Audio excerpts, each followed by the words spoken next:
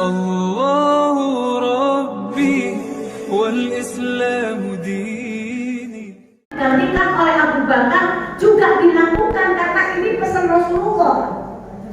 Oleh para sahabat, siapapun yang menemukan seorang yang namanya Uwais Al-Qarni dari Yaman, tolong sampaikan salamku kepadanya. Pada saat Rasulullah wafat, pesan ini diingat oleh khalifah. Khalifah itu siapa saja, Bu? Abu Bakar, Umar bin Khattab, Utsman bin Affan, Ali bin Abi Thalib. Ini namanya Khulafaur Rasyidin. Jadi setelah Rasulullah wafat, yang menggantikan ada 4 orang ini namanya Khulafaur Rasyidin, yaitu Abu Bakar As-Siddiq, Umar bin Khattab, Utsman bin Affan, Ali bin Abi Thalib. Ini namanya Khulafaur Rasyidin. Pada saat Rasulullah sudah wafat, nggak ada yang menemukan jamaah dari Yaman yang namanya Uwais Al-Qarni. Nggak ada. Rasulullah sudah saya tanya di orang-orang rombongan dari Yaman, nggak ada yang namanya Uwais Al-Qarni. Begitu Rasulullah wafat, zaman Abu Bakar menjadi khalifah, itu pun pesan Rasulullah juga dilakukan oleh Abu Bakar. Abu Bakar setiap musim haji mendatangi jamaah, ditanya mana yang jamaah dari Yaman, ini rombongan dari Yaman, adakah yang namanya Uwais? Gak ada. Sampai Abu Bakar wafat, digantikan oleh Umar bin Khattab. Pada musim haji pertama, pada saat Khalifah Umar bin Khattab menjabat sebagai khalifah, ditanya, wahai jamaah dari Yaman, adakah jamaah yang namanya Uwais? Maaf ya.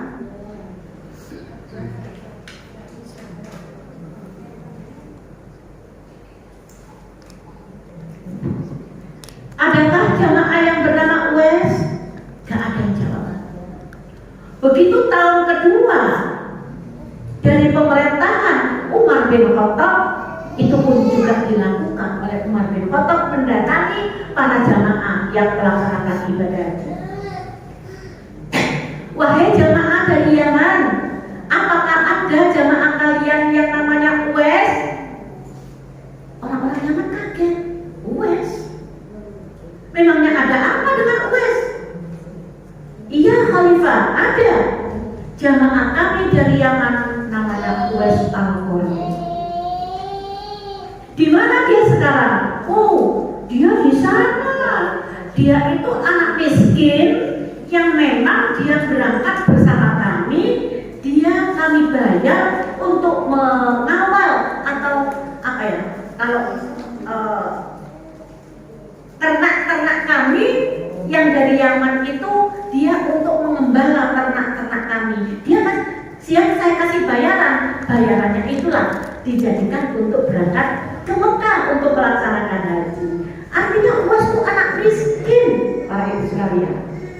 Di mana dia sekarang? Sana, di padang sana, mengembala ternak-ternak kami, binatang-binatang kami yang kami bawa dari Yaman. Orang-orang dari Yaman pada kaget, Bu. Kenapa ya Khalifah kok mencari pemuda yang miskin?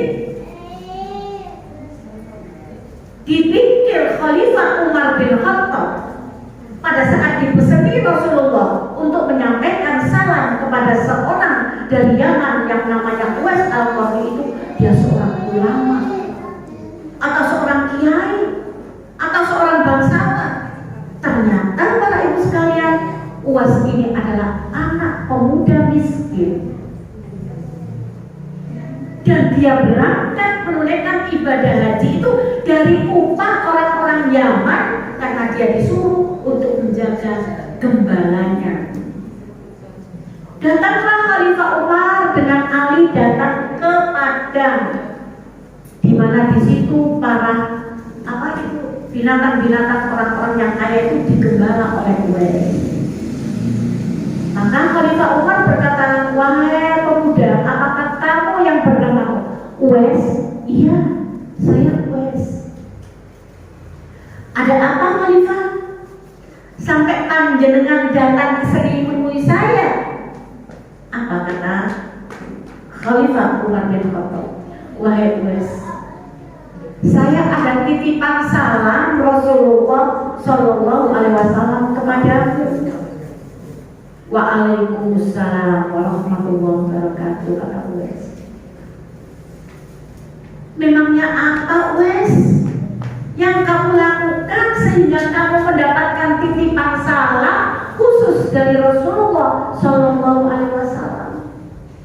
Bertahun-tahun Abu Bakar juga datang ke sini mencari jamaah dari Yaman, mencari anak yang namanya Uwais, gak pernah ketemu. Baru tahun inilah, pada saat aku menjadi khalifah, bisa menemukan kamu, Uwais. Dia menangis, Bu. Sambil menjawab waalaikumsalam warahmatullahi wabarakatuh. Saya terima salamnya Rasulullah Shallallahu Alaihi Wasallam. Wahai Uwais, kenapa kamu baru datang kali ini? Bukannya pada saat Rasulullah masih hidup kamu sudah ada? Kenapa tidak kepingin kamu melaksanakan ibadah haji dan bertemu dengan Rasulullah? Tambah menangis, Bu Uwais. Bagaimana mungkin saya melaksanakan ibadah haji? Bagaimana mungkin saya bisa berjumpa dengan Rasulullah? Sedangkan di rumah ada seorang ibuku yang sudah sepuh, tua renta, makan sendiri pun dia tidak bisa, harus aku suap. Ke kamar mandi pun beliau tidak sanggup, harus aku gendong. Kenapa saya kepingin ketemu Rasulullah? Sebenarnya di dalam hati saya ada keinginan yang meronta-ronta untuk berjumpa dengan Rasulullah. Tetapi sementara ibu saya dalam keadaan yang tidak mungkin aku tinggal. Kalau toh sekiranya saya pamit dengan ibu saya, wahai ibu, saya ingin melaksanakan ibadah haji ke Mekah untuk ketemu Rasulullah. Insya Allah ibu saya nggak akan melarang.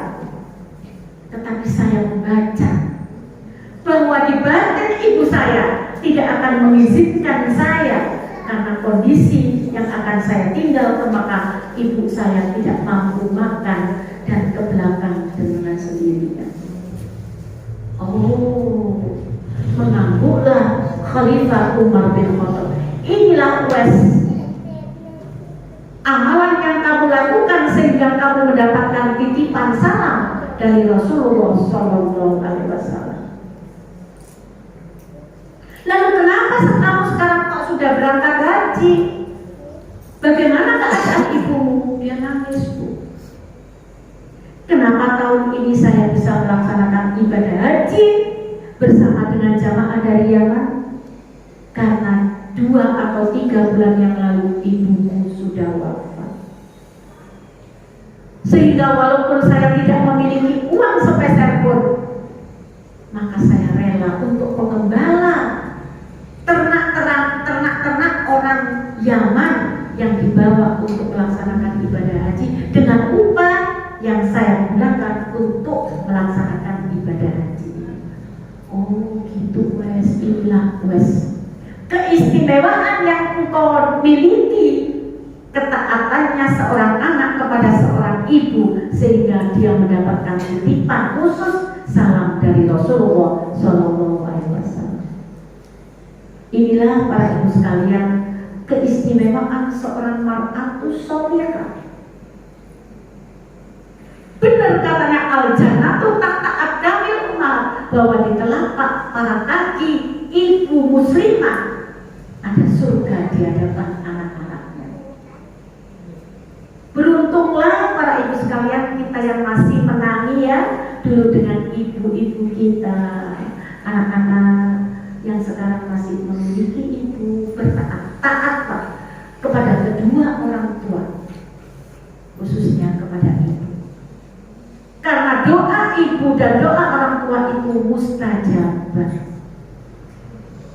Apapun keadaan yang menurut akalku mustahil tidak akan bisa terlaksana. Tetapi kalau diucapkan oleh seorang ibu muslimah, khususnya kalau ibu itu sedang berpuasa, dia sebelum berbuka, maka doa itu mustajab untuk anak dan keluarganya. Beruntunglah kita semua menjadi seorang ibu mar'ah. Yang belum menjadi ibu gak apa-apa, tapi menjadi mar'ah, wanita muslimah. Karena dia itu lebih baik daripada bidadari yang ada di dalam surga. Ibu yang dirahmati oleh Allah Subhanahu wa Ta'ala,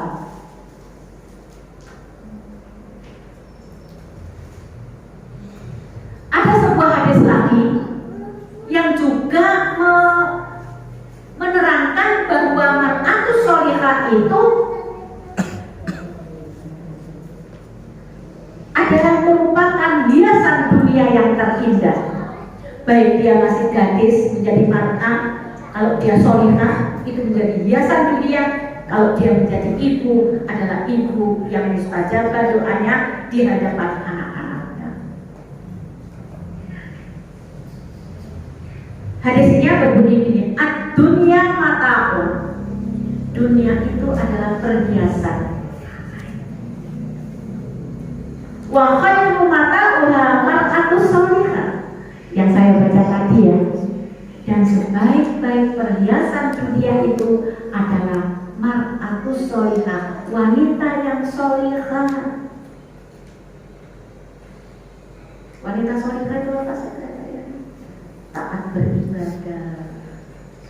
Taat beribadah diantaranya juga menutup aurat kita, kecuali muka dan telapak tangan yang boleh dilihat oleh lawan jenisnya.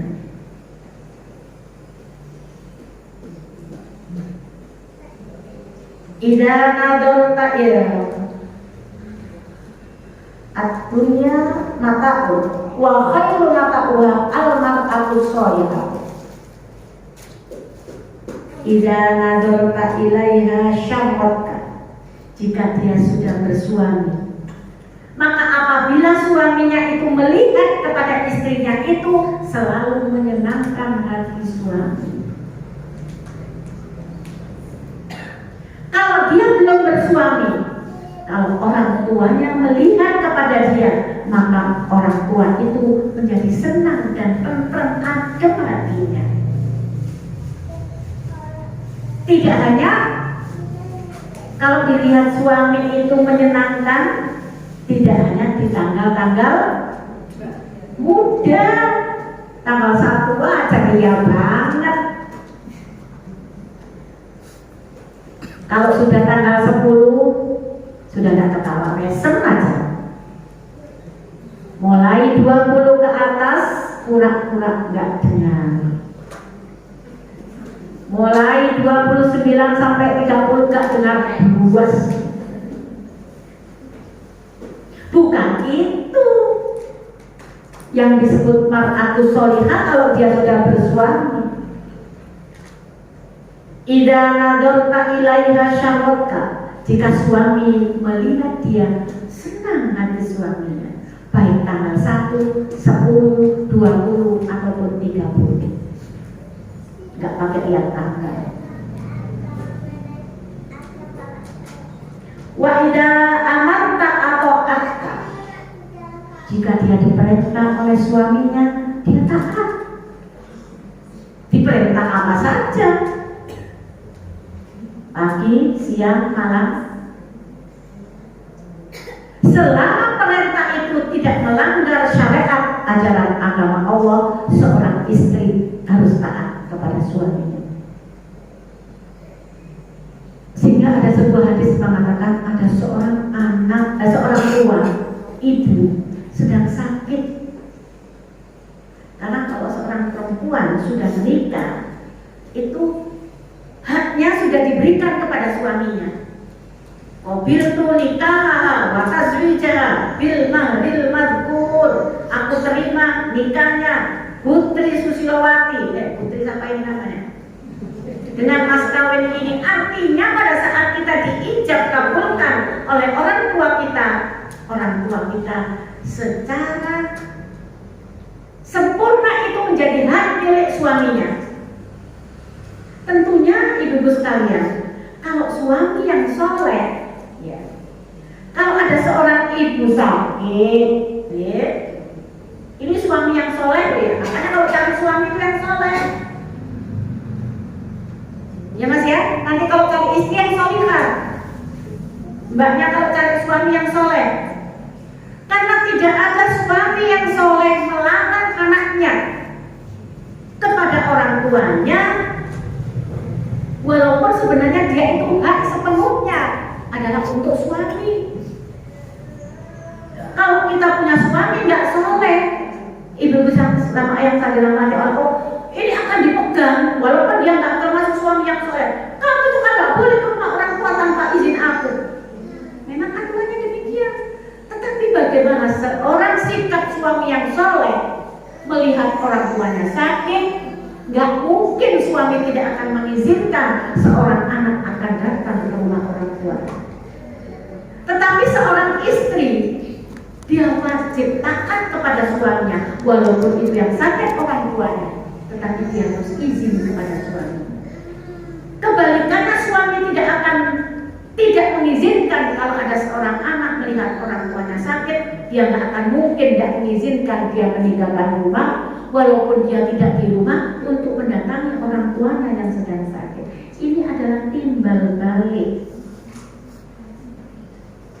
Makanya kalau cari istri harus solihah, kalau suami harus soleh, agar perintah ini imbang. Tapi kalau hadis ini kemudian dipegang oleh seorang suami yang nggak soleh, suaminya, istrinya keluar ke rumah orang tuanya yang dalam keadaan sakit, jadi masalah. Tapi kalau suami yang soleh, dia akan toleransi, iya orang tuanya sakit, aku izinkan, walaupun aku tidak sedang ada di rumah. Kalau seorang istri yang solihah, yang ketiga, wa idza ghibta anha hafidhatka. Jika suaminya tidak ada di rumah, dia akan menjaga kehormatan dirinya. Suaminya sedang bekerja, mungkin keluar kota 2 atau 3, 4 hari. Ada orang mengetuk, Assalamualaikum. Waalaikumsalam. Hak dia hanya membukakan di depan pintu. Ketemu teman lama. Karena suami tidak ada di rumah, dia tidak boleh memasukkan orang laki-laki itu ke dalam rumahnya. Mohon maaf, karena suami saya sedang tidak ada di rumah, maka saya tidak boleh memasukkan Anda ke dalam rumah saya. Tapi kalau yang istri tidak solihah, ketepaan, iya, tepaan suami nggak ada, ketemu teman lama yang mungkin dulu juga mantan, wah, kesempatan. Masya Allah, lama nggak ketemu, ya. Aku mau curhatan. Beberapa bulan lalu istriku meninggal, ketepaan.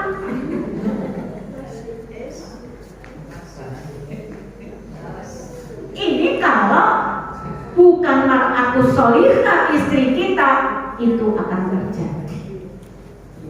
Tetapi seorang mar'atus solihah, kalau dia sudah punya suami, dia tidak boleh menerima tamu laki-laki yang bukan muhrimnya kalau suami pada saat itu tidak ada di rumah. Kalau kita itu menurut Islam, Masya Allah, hidup itu enak, nyaman, nggak ada yang susah di hadapan kita. Tapi kalau kita nggak taat dengan aturan Allah, semua jadi berantakan. Istri mau menerima siapapun, laki siapa saja, dimasukkan ke dalam rumah. Setan tidak begitu, tinggal diam. Oh, ini kesempatan suamimu nggak ada. Karena setan itu akan selalu mengintai orang-orang yang beriman sampai kapanpun, para ibu sekalian. Sedikit lagi, Bu.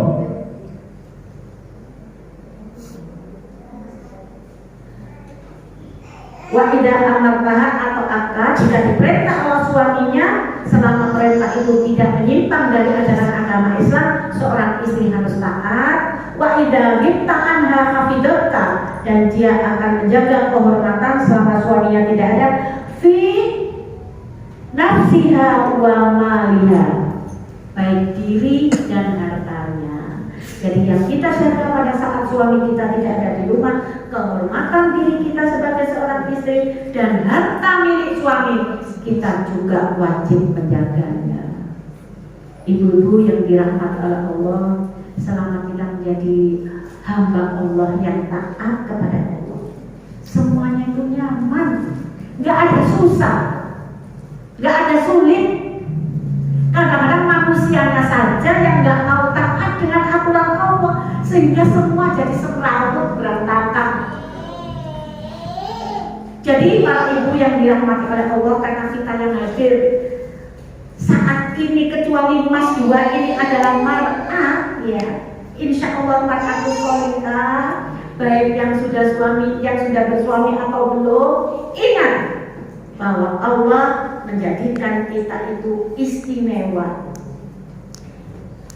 Khususnya yang sudah jadi ibu, tolong dijaga lisannya, jangan sampai berkata yang tidak baik untuk anak-anak dan keluarga kita.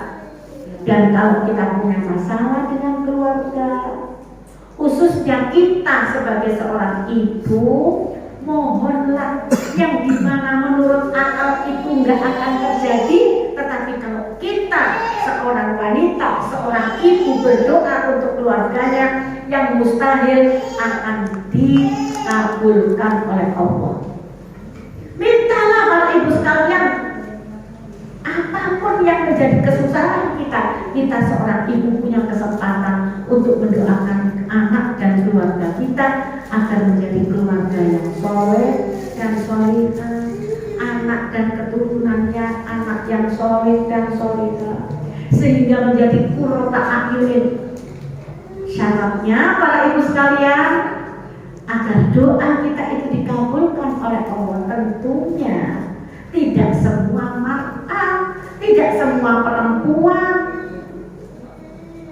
walaupun dikatakan al-jannatu tahta aqdamil ummahat, tidak semua orang-orang yang gak sholat pun di bawah kakinya itu ada surga, tidak. Tidak semua wanita yang gak taat beribadah itu ada surga di bawah telapak kakinya, tidak. Yang dimaksud al-jannatu tahta aqdamil ummahat, dan doa seorang ibu itu mustajabah adalah ibu yang mar'atus sholihah. Apa tadi?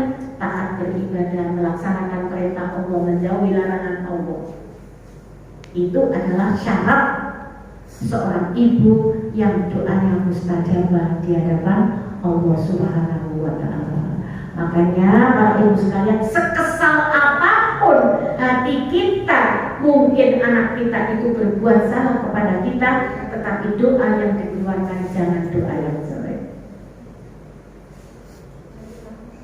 Gak ada bu anak yang kemudian apalagi ayo yang sholat nanti dulu.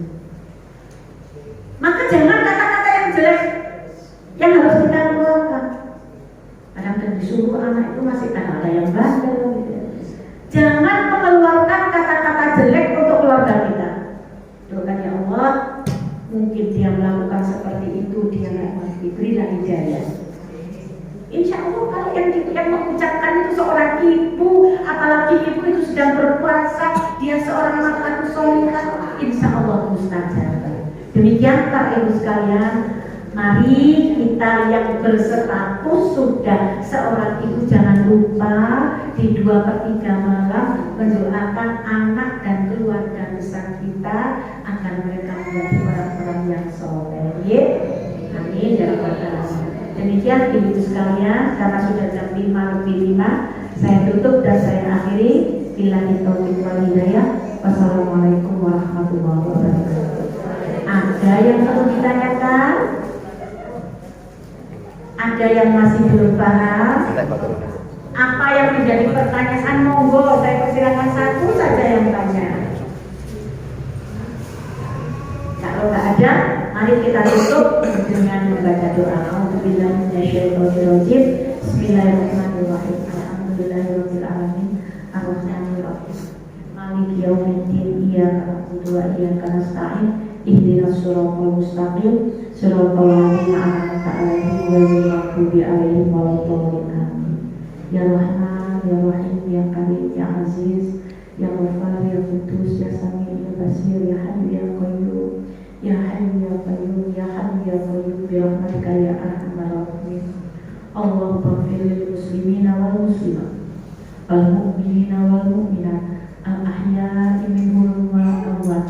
Rabbana zalamna anfusana wa illam taghfir lana wa tarhamna lanakunanna minal khasirin. Rabbana la tuzigh qulubana ba'da idh hadaitana wa hab lana min ladunka rahmah innaka antal wahhab. Rabbana la tu'akhidna in nasina aw akhtana. Rabbana wa la tahmil 'alaina isran kama hamaltahu 'alal ladzina min qablina. Rabbana wa la tuhammilna ma la taqata lana bih wa'fu 'anna waghfir lana warhamna anta maulana fansurna 'alal qaumil kafirin. Allahumma arinal haqqa haqqan warzuqna ittiba'ah wa arinal batila batila warzuqna ijtinabah. Ya muqallibal qulub tsabbit qulubana 'ala dinik. Ya muqallibal qulub tsabbit qulubana 'ala dinik. Ya muqallibal qulub tsabbit qulubana 'ala dinik. Allahumma ighfir lana wa liwalidina warhamhuma kama rabbayana shighara. Rabbana taqabbal minna innaka antas samiul alim wa tub 'alaina innaka antat tawwabur rahim. Rabbana atina fid dunya hasanah wa fil akhirati hasanah wa qina adzabannar. Subhana rabbika rabbil izzati amma yasifun wa salamun alal mursalin walhamdulillahi rabbil alamin. Nasrun minallahi wa fathun qarib wa basyiril